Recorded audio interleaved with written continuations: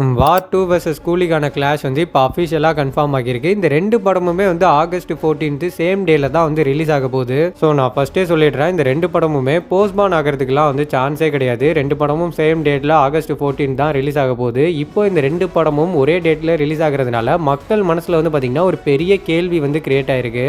அது என்னன்னா, நம்ம சூப்பர் ஸ்டாருடைய கூலி படத்தால் வார் 2க்கு அகெயின்ஸ்டாக ஃபைட் பண்ணி 1000 கோடி கலெக்ஷன் வந்து பண்ண முடியுமா முடியாதா அப்படின்ற ஒரு கேள்வி தான் அது. ஆக்சுவலாக இந்த ரெண்டு படமும் சேம் டேல கிளாஷ் ஆகிறதுனால ரெண்டு படத்துடைய கலெக்ஷனுமே அஃபெக்ட் ஆகும் தான். பட் ஆனால் கூலிக்கு தான் வந்து பார்த்தீங்கன்னா பெரிய எக்ஸ்பெக்டேஷன் இருக்கு நம்ம ஆடியன்ஸ் கிட்ட. அதாவது நான் சொல்ற எக்ஸ்பெக்டேஷன் வந்து இந்த படத்துக்கான எக்ஸ்பெக்டேஷன் கிடையாது, இந்த கலெக்ஷனுக்கான எக்ஸ்பெக்டேஷனே. ஏன்னா நம்ம தமிழ் சினிமாவோட பெரிய கனவே இந்த 1000 கோடி வசூல் தான். இந்த 1000 கோடி கலெக்ஷன் அப்படின்ற கனவு வந்து இப்போ வரைக்குமே பழிக்கல, வெறும் கனவா மட்டும்தான் இருக்கு. பட் இப்போ வந்து ஒரு படத்தால் அது சாத்தியமாகும் அப்படின்னா அது கூலி அண்ட் ஜெயிலர் 2 இந்த ரெண்டு படத்தால் மட்டும்தான். ஸோ அந்த ரெண்டு படத்தில் இப்போ கூலி வந்து ஃபர்ஸ்ட் ரிலீஸ் ஆக போகுது. இந்த படத்துக்கு வந்து 1000 கோடி அடிக்கிறதுக்கான எல்லா ஒர்த்துமே இருக்கு. அண்ட் இந்த படங்கள் மேலலாம் நம்ம எல்லாருக்கும் எந்த மாதிரியான எக்ஸ்பெக்டேஷன் இருக்கோ அதே மாதிரியான எக்ஸ்பெக்டேஷன் தான் அந்த டைரக்டர் அண்ட் ஆக்டருக்குமே இருக்கும். கண்டிப்பாக இந்த 1000 கோடி வசூலை வந்து நம்ம படம் கொடுத்துடாதா அப்படின்ற ஒரு ஆசை வந்து எல்லாருக்குள்ளேயுமே இருக்கும் தான். ஆனால் நம்ம இப்போ போயிட்டு லோகேஷ் கனகராஜ் கிட்ட ஒரு இன்டர்வியூவில் கூலி 1000 கோடி அடிக்கிறதுக்கான வாய்ப்பு இருக்கான்னு கேட்டால் கண்டிப்பாக ஒரு வாய்ப்பு இருக்குன்னு தான் சொல்லுவார். பட் ஆனால் நான் அதை எக்ஸ்பெக்ட் பண்ணலை, என்னை பொறுத்த வரைக்கும் நான் ஃபேன்ஸை சாட்டிஸ்ஃபேக்ஷன் பண்ணாலே போதுன்றது மட்டும் தான் நினைக்கிறேன்ற மாதிரி சொல்லிட்டு போயிடுவார். அண்ட் ஒரு படத்துடைய டீம் வந்து எப்போவுமே இந்த கலெக்ஷன் டாப்பிக்லலாம் பெருசாக வாயை விட்டு மாட்டிக்க மாட்டாங்க. ஆனால் ஒரு ஆடியன்ஸாக இருக்கக்கூடிய நமக்கு தெரியுமில்ல இந்த படத்துடைய ஒர்த்து என்னன்னு. ஏன்னா கூலியை பொறுத்த வரைக்கும் எல்லா சைடும் ஒரு பயங்கரமான எக்ஸ்பெக்டேஷன் இருக்குது. ஒரு பவர்ஃபுல்லான கேஸ்டிங்கும் அந்த படத்தில் வந்து அவங்க பண்ணி வச்சிருக்காங்க. அதுக்கு ஏற்ற மாதிரி அந்த படம் இருந்தாலே போதும், ஒரு பெரிய சம்பவம் செஞ்சிடும் அப்படிங்கிறது வந்து நம்ம எல்லாருக்கும் நல்லாவே தெரியுது. ஸோ இந்த மாதிரி ஒரு எதிர்பார்ப்பில் நம்ம இருக்கிறப்போ வார் 2 மாதிரி ஒரு பெரிய படம் அதே டேல கிளாஷுக்கு ரெடி ஆகும்போது ஸோ நம்ம எல்லாருடைய எக்ஸ்பெக்டேஷனும் வந்து பார்த்தீங்கன்னா அப்படியே கொலாப்ஸ் ஆகிடுது.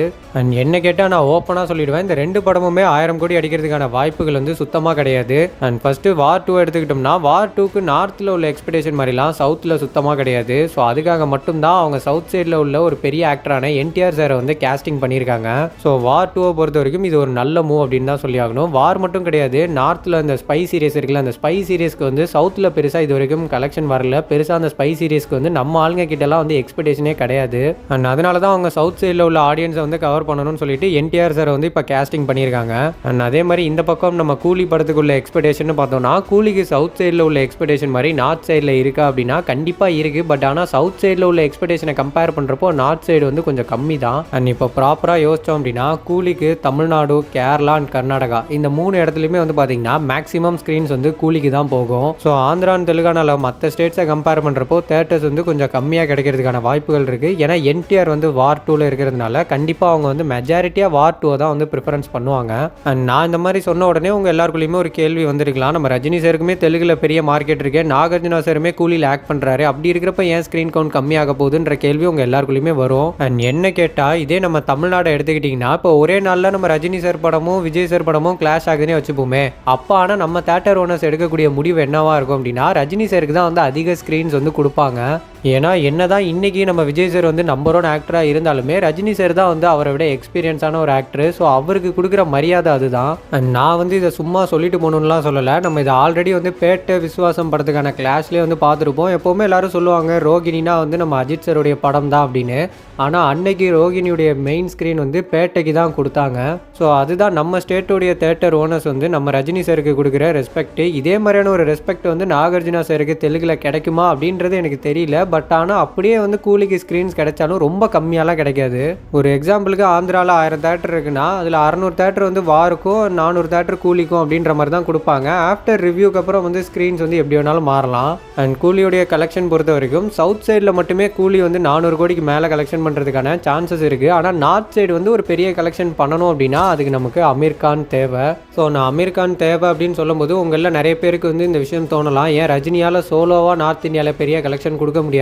கண்டிப்பாக அவரால் கொடுக்க முடியும். ஆனால் இப்போ ஒரு பெரிய படம் அவரோட படத்து கூட சேர்ந்து கிளாஸில் வர்றப்போ அதுக்கான வாய்ப்புகள் வந்து ரொம்ப ரொம்ப கம்மி தான். ஏன்னா நம்ம எல்லாரும் கொஞ்சம் பொதுவாக யோசிச்சு பார்க்கலாம், இப்போ தமிழ்நாட்டிலே கூலியும் வார் 2 வருதுன்னா நம்ம எல்லாருமே மெஜாரிட்டியாக ஃபஸ்ட்டு எதுக்கு போகணும்னு ஆசைப்படுவோம், நம்ம கூலிக்கு தான் ஃபஸ்ட்டு போகணும்னு ஆசைப்படுவோம். அண்ட் வார் 2 பொறுத்த வரைக்கும் ரிவ்யூ எப்படி இருக்குங்கிறத பார்த்துட்டு போய்க்கலான்ற மாதிரியான ஒரு மென்டாலிட்டி தான் நம்ம எல்லாருக்குள்ளேயுமே இருக்கும். ஸோ இதை தாண்டி ஒரு பெஸ்ட்டான எக்ஸாம்பிள் சொல்லலாம் அப்படின்னா பீஸ்ட் அண்ட் KGF 2 கிளாஷை வந்து ஒரு பெஸ்ட்டான எக்ஸாம்பிளாக சொல்லலாம். ஏன்னா இப்போ பீஸ்ட்டுக்கு வந்து நம்ம தமிழ்நாட்டில் ஒரு 100 100% எக்ஸ்பெக்டேஷன் இருக்குது அப்படின்னா அதில் ஒரு 50% எக்ஸ்பெக்டேஷன் நம்ம ஸ்டேட்லேயுமே கேஜிஎஃப் 2க்கு இருந்தது. அதனால தான் கேஜிஎஃப் 2 உடைய ரிவ்யூ நல்லா வந்ததுக்கப்புறமா பீஸ்ட்டை ஓவர்டேக் பண்ணுற லெவலில் வந்து அந்த படத்தாலையுமே கலெக்ஷன் பண்ணி காமிக்க முடிஞ்சுச்சு.